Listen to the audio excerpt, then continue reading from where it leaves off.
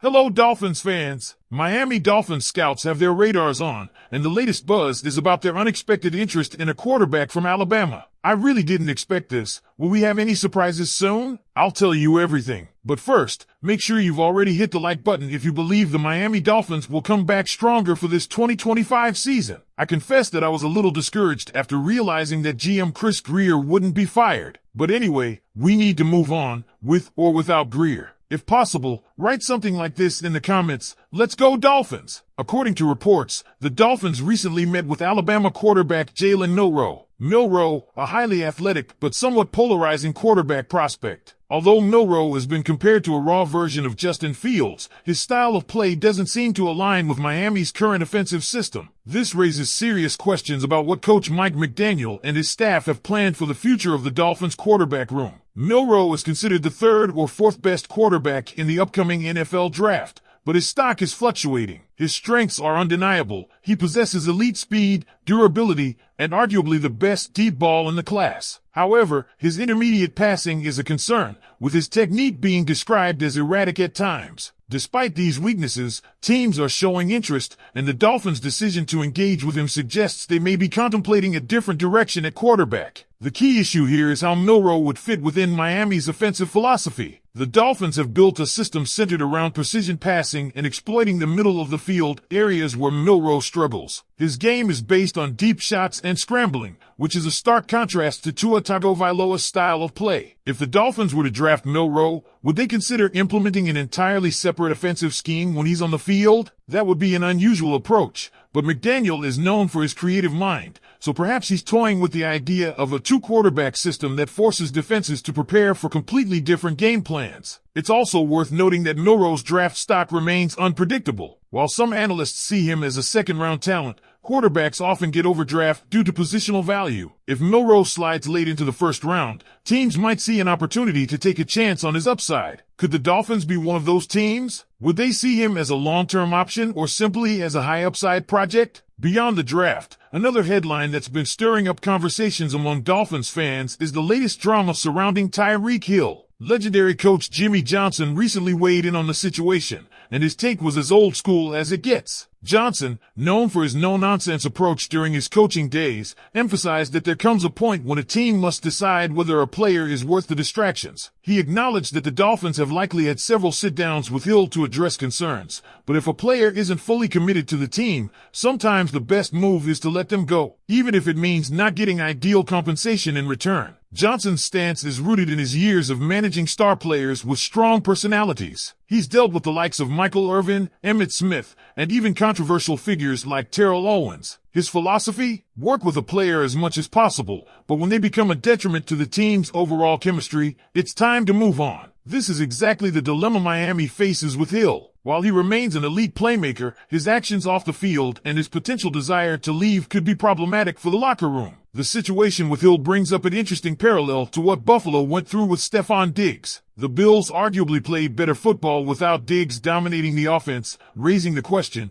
could the Dolphins find similar success without Hill? Miami has talent at wide receiver, and if Hill is creating distractions, the team may have to make a difficult decision. Jimmy Johnson's words carry weight, but it's unclear if the Dolphins front office sees the situation the same way. Are they willing to take a hit in the short term for long-term stability? The team's response to the Hill situation will be crucial in shaping their identity moving forward. Meanwhile, another storyline worth watching is the development of rookie wide receiver Malik Washington. After being drafted as a potential WR3 for Miami, Washington's role in the offense is still evolving. The Dolphins' decision to bring in Odell Beckham Jr. may have slowed Washington's growth, but the young receiver has shown flashes of promise. What's particularly intriguing is his ability to separate from defenders. He was recently ranked as the top wide receiver in terms of route winning percentage. That means when he runs a route, he gets open more often than anyone else. Even though he didn't rack up huge yardage in his first season, his skill set suggests he could thrive in an expanded role next year. Washington's playing style is reminiscent of classic slot receivers like Wes Welker or Julian Edelman, dependable, quick, and capable of making clutch plays on third down. If he can continue developing his chemistry with Tua and carve out a defined role in McDaniel's offense, he could be a key contributor in 2025. His versatility also gives Miami options in the return game and on gadget plays. As the Dolphins prepare for the offseason, there are plenty of storylines to follow. Will they seriously consider drafting Jaylen Milroe and reshaping their quarterback philosophy? How will they handle the Tyreek Hill situation if tensions continue to rise? And can Malik Washington establish himself as a critical piece of Miami's offensive puzzle? Dolphins fans, we want to hear from you. What are your thoughts on these developments? Should Miami take a gamble on Milroe, or does he not fit the system? Would you be open to moving on from Hill if it meant better team chemistry? And do you think Malik Washington is primed for a breakout season? Drop your thoughts in the comments and let's get the conversation going. One of the most fascinating aspects of this Dolphins offseason is the potential direction they take at quarterback. While Tua Tagovailoa has established himself as the starter, the interest in Jaylen Milroe suggests that Miami may not be fully committed to their current approach. This isn't to say that Tua's job is in immediate jeopardy, but it does raise questions about what the Dolphins' long-term vision is at the position. If Miami were to draft Milroe, it would be an unconventional move, given how drastically different he is from Tua. McDaniel has built his offense around precision, timing, and quick decision-making, areas where Tua thrives. Milroe, on the other hand, is more of a playmaker who relies on his athleticism, deep passing ability, and improvisation. That stark contrast could either be a strategic advantage or a complete misfit within the Dolphins system. Let's talk about what this would mean for the Dolphins' future. If Miami is seriously considering Milroe, does that mean they are preparing for life after Tua? Are they anticipating contract disputes down the line, injury concerns, or simply thinking ahead in case they need a more dynamic quarterback option? This is where things get interesting because if Milroe does end up in Miami, it suggests the team may be open to a shift in philosophy down the road. Historically, teams don't draft quarterbacks high unless they intend to use them. So if Milroe lands in Miami, what would the plan be? Would they develop him behind Tua for a couple of seasons, similar to what the Packers did with Jordan Love? Or could they carve out a specific package for him right away, utilizing his running ability in short yardage and red zone situations? McDaniel is an innovative coach, and if anyone could make a two-quarterback system work, it would be him. But at the same time, constantly rotating between quarterbacks with different play styles could create inconsistency and disrupt the flow of the offense. Another important consideration is how this would affect the locker room dynamic. Tua has worked hard to establish himself as the leader of this team,